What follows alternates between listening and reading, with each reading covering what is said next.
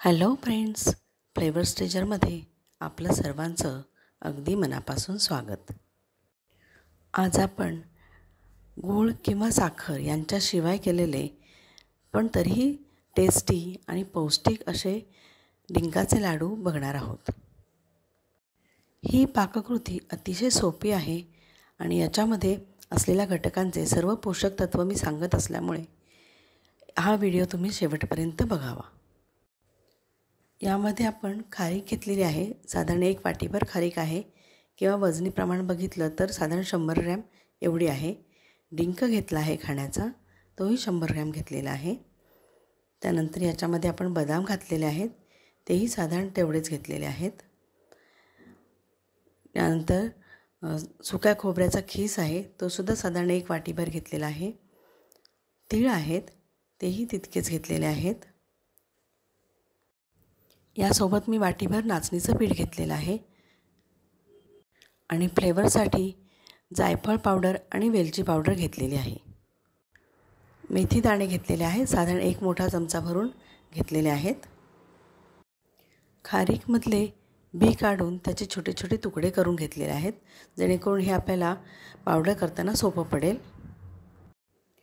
आता कढई तापत ठेवलेली आहे. याच्यामध्ये आपण 1 छोटा चमचा तूप घालायचं आहे आणि तूप वितळलं की मग त्याच्यावरती आपण डिंक घालून तो परतून घेणार आहे. डिंक सगळा एकाच वेळी घातलेला नाही आहे, तर 2 बॅचेसमध्ये तो घातलेला आहे. त्यामुळे काय होतं की आपल्याला तो हलवताना व्यवस्थित हलवता येतं आणि न करपता तो डिंक व्यवस्थित फुलून येतो. हा डिंक उष्ण आणि संधानकर म्हणून सांगितलेला आहे. याच्यामध्ये कॅल्शियम भरपूर प्रमाणामध्ये असतं, प्रोटीनही खूप असतं. त्यामुळेच हाडांच्या बळकटीसाठी याचा वापर खूप छान होतो. फक्त उष्ण असल्यामुळे जास्त करून हा हिवाळ्यामध्ये खाल्ला जातो. अशा प्रकारे याची लाही करून घ्यायची आहे.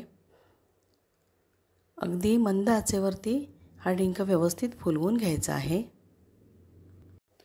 हे पाहू शकता तुम्ही, हा कच्चा डिंक आहे आणि हा फुलवलेला डिंक आहे. याची लाही कशी छान फुललेली आहे ती दिसतेच आहे. हे डिंकाचे लाडू मात्र तुम्ही कुठल्याही सीझनमध्ये खाऊ शकता, कारण यामध्ये इतर घटकांबरोबरच समप्रमाणात असाच डिंक घेतलेला आहे, त्यामुळे तो तितका बाधक नाही ठरणार.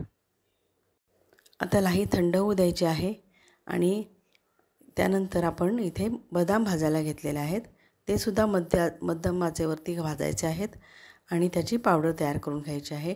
डिंकाची पण पावडर तयार करायची आहे. त्याचप्रमाणे इथे आता खोबरं भाजून घ्यायचं आहे आणि त्याचीसुद्धा पावडर करायची आहे.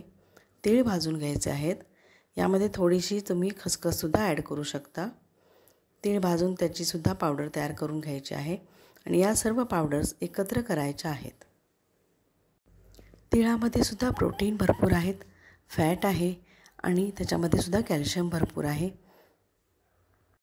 इथे आपण खजूर पण घेतलेले आहेत. हे सुद्धा आयर्न याच्यामध्ये भरपूर असतं. याचा ग्लायसेमिक इंडेक्स अतिशय कमी आहे.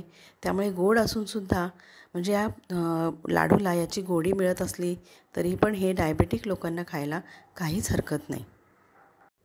यामध्ये फायबरसुद्धा भरपूर असतं. आता 1 वाटीभर घेतलेलं नाचणीचं पीठसुद्धा आपल्याला इथे व्यवस्थित थोड्याशा तुपावरती परतून घ्यायचं आहे. त्याचा रंग बदलेपर्यंत आणि त्याचा वास छान असा खरपूस येईपर्यंत हे मंद आचेवरती परतून घ्यायचं आहे. याच्याऐवजी तुम्ही ज्वारीचं पीठ वापरू शकता, गव्हाचं किंवा बेसन पीठ वापरू शकता. 1 चमचाभर मेथीसुद्धा आपण आता इथं भाजून घ्यायची आहे आणि त्याची व्यवस्थित बारीक पावडर तयार करायची आहे आणि इतर पावडरमध्येही मिक्स करायचे आहे. हे लाडू डायबेटिक पेशंटसाठी, मेनोपॉझल एज ग्रुपमधल्या स्त्रियांसाठी आणि ज्यांना हाडांचे आजार असतील अशा लोकांसाठी अतिशय उपयुक्त आहेत. यामध्ये आता मनुकेसुद्धा मिक्स केलेले आहेत आणि थोडंसं तूप गरम करून घालायचं आहे. थोडं हाताने वळून बघायचं आहे की लाडू तयार होतो आहे का आणि मग सर्व मिश्रण एकत्र करून पुन्हा एकदा मिक्सरमधून काढून घ्यायचं आहे, जेणेकरून ते एकत्र बांधून येतं आणि कमी तुपामध्ये आपले लाडू छान बनतात. हे सर्व लाडू छोट्या छोट्या आकाराचे तयार करायचे आहेत आणि ते सर्व करण्यासाठी रेडी आहेत. या साहित्यातून साधारण 25-30 लाडू तयार होतात, म्हणजे 1 महिन्याचे लाडू हे बनतात. तर झटपट करायला घ्या आणि मला लगेच कमेंट करून कळवा कसे बनलेत. थँक्यू.